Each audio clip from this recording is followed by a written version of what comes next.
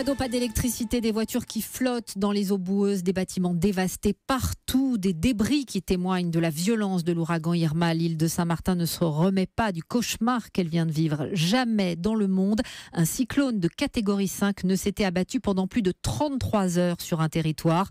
On parle donc de 12 morts au total, 5 à Saint-Martin, 4 aux îles Vierges, 2 à Porto Rico, 1 à Barbuda.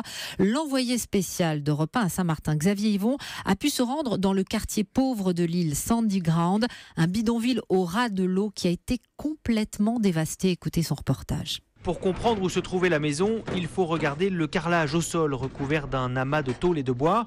Et pour se figurer le reste du logement, il faut un effort d'imagination et les explications d'Adams, un habitant du quartier. Ici, le salon était juste là. Il y avait la chambre juste là.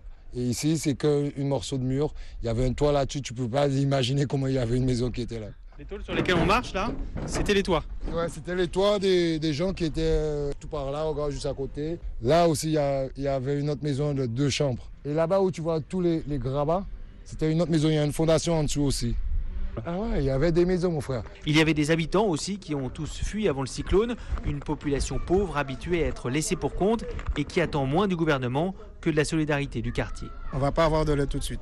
Mais la priorité, ils vont faire leur truc avant et nous on est en dernier. On essaie de survivre avec ce qu'on peut. Mais c'est un voisin, les voisins on s'aide entre les uns et les autres. La voisine, je suis venu récupérer sa butane de gaz, tu vois, sinon ils vont partir avec.